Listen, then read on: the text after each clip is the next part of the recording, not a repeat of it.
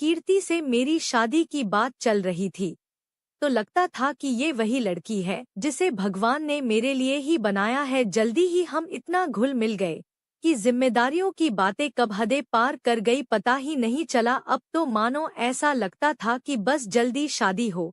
कीर्ति का कहना था कि वो मुझसे ज्यादा मेरे माँ बाप को प्यार करेगी। एक पुरुष को क्या चाहिए, ऐसी लड़की जो उसे जी भर के सुख दे, उसका और उसके माँ बाप का ध्यान रख सके। और हमारी शादी हो गई और हमारे बीच सब अच्छा चल रहा था।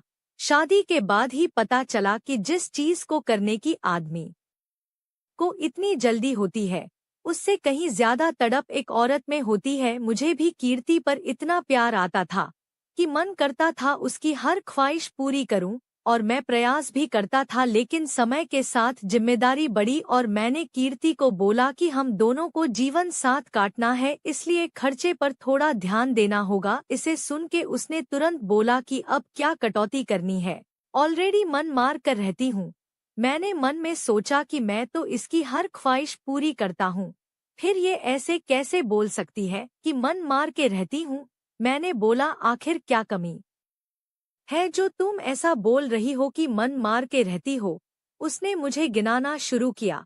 मैं भी बड़ी गाड़ी में घूमना चाहती हूँ। मैं भी चाहती हूँ कि साल में कम से कम 4-5 ट्रिप करूँ। मैं भी चाहती हूँ कि मेरा घर सजा रहे।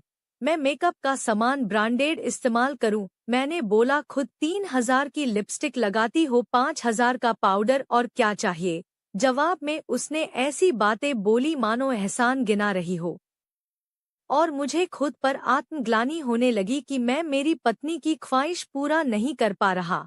मैंने दोबारा बात नहीं की इस बारे में और साइड में 2-3 काम करना शुरू किया जिससे एडिशनल अर्निंग हो जाए। तभी उसका बर्थडे आने वाला था। उसने एक ड्रेस पसंद की थी दुकान पर जिसकी कीमत 12,000 थी।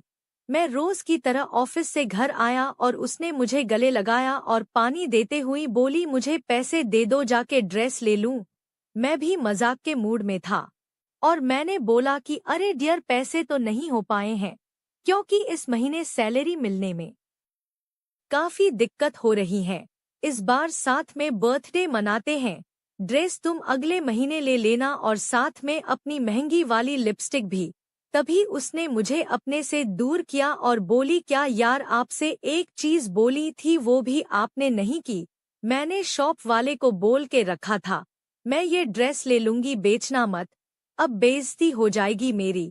मैं बोला कि अरे इसमें बेइज्जती कैसी, शॉप है, बिक भी जाए तो फिर से बोल के उससे मंगा लेना। अच्छा, मंगा लूंगी। और जो मैंने अपने फ्रेंड्स को बोला है कि मैं बर्थडे में वही ड्रेस पहनूंगी, उसका क्या, या ये मेरी बेइज्जती नहीं है। इस बात पर मैंने बोला, तो क्या मैं चोरी करने जाऊं? अगर ऑफिस में सैलरी लेट हो रही है तो मेरी क्या गलती है? उसने तुरंत बोला, यार तुम्हारा हर बार का नाटक यही है। एक तो मैं कभी कुछ मांगती नहीं हूँ और मांग रही हूँ तो तुम ऐसी बात कर रहे हो। हट जाओ, मुझसे बात मत करना। और पूरी शाम उसने मुझसे बात नहीं की। रात में भी ठीक से खाना नहीं बनाया और बेडरूम में सोने चली गई। मैं भी सोने वाला था पर उससे पहले उसे मैंने 12,000 रुपए ड्रेस के और 10,000 पार्टी के दिए। पैसे देखते ही उसने मुझे बोला कि अरे बाबू, जब पैसे लाए थे तो बताया क्यों नहीं, और गले लगाकर सॉरी बोलने लगी और बोली गुस्से, मैं ना जाने क्या क्या बोल दिया आपको बाबू। मैं कुछ बोला नहीं, सो गया। अगले दिन सुबह उठते हो उसने मुझे सॉरी बोला और करीब आके प्यार करने की कोशिश की, पर इस बार मेरा अंदर से मन भी नहीं था। मैंने उसे मना कर दिया। ऑफिस जाते टाइम उसने मुझसे बोला, गलती हो गई, माफ कर दो। मैंने बोला, गलती तुमसे नहीं हुई है, मुझसे हुई है। तुम मुझसे प्यार करती ही नहीं, तुम्हें बस मेरे पैसे से प्यार है। और मैं ऑफिस आ गया और सोचने लगा कि आजकल की लड़कियां ऐसी है कि अगर मेरे पास पैसा है तो वो मेरे लिए नंगी हो जाएंगी, और अगर मेरे पास पैसे ना हो तो मुझे नंगा कर देगी। शाम को घर आया पर बात नहीं की मैंने। 3 दिन बाद उसका बर्थडे था। हमने अच्छे से बर्थडे मनाया और घर आके बोला कि अब बैंगलोर में नहीं रहूंगा, मैंने ऑफिस से वर्क फ्रॉम होम लिया है, अब मैं गांव चलकर माँ बाप के साथ रहूंगा। उसने बोला, अरे क्यों, वहाँ इतनी दिक्कत है, लाइट नहीं रहती है। फिर मैंने बोला कि ठीक है, माँ बाप को यहाँ बुला लेते हैं। इस पर जवाब आया कि अरे वो यहाँ आएंगे तो उनका मन नहीं लगेगा बड़ी बड़ी बिल्डिंगों में, गांव के खुले मौसम में रहने वाले कहाँ रह पाएंगे। मैंने बोला बस इसीलिए उनके पास जाना चाहता हूँ, क्योंकि वो मुझसे बिना किसी कंडीशन के प्यार करते हैं। मेरे पैसे पर तुमसे पहले उनका अधिकार है। ऐसा बोल के मैंने सामान पैक किया और बोला चलना है तो चलो, यहाँ रहना है तो यहाँ रहो। उसने चलने को मना कर दिया। मैं भी उसे वहीं छोड़ के घर आ गया। घर आके ने पिताजी और माँ को बात बताई तो उन्होंने मुझे ही गलत समझा, पर मैं सच्चाई जानता था।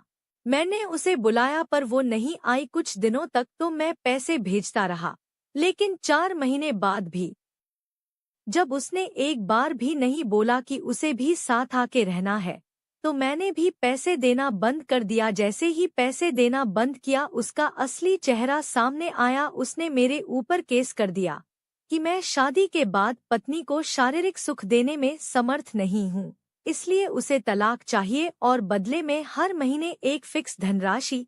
कोर्ट में जब मैंने अपनी बात रखी कि ये मुझसे नहीं, सिर्फ मेरे पैसे से प्यार करती थी और ये मेरे माँ बाप के साथ नहीं रहना चाहती थी, तो पता चला ऐसा तो कोई कानून नहीं है जिसमें लड़की को माँ बाप की सेवा करना जरूरी हो।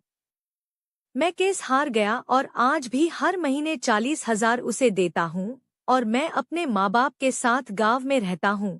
मुझे एक बात तो पता चली कि बहुत खुशनसीब होते हैं वो लोग जिनको प्रेम करने वाली पत्नी मिलती है, क्योंकि आज के समय में सिर्फ 2 लोग ही हैं जो बिना किसी स्वार्थ के आपसे प्रेम करते हैं और बदले में किसी चीज की उम्मीद नहीं रखते। वो हैं हमारे माता पिता। एक बार गांव की कम सुंदर दिखने वाली लड़की से शादी कर लो, पर शहर की सुंदर लड़कियों से शादी करने से पहले 10 बार सोचना।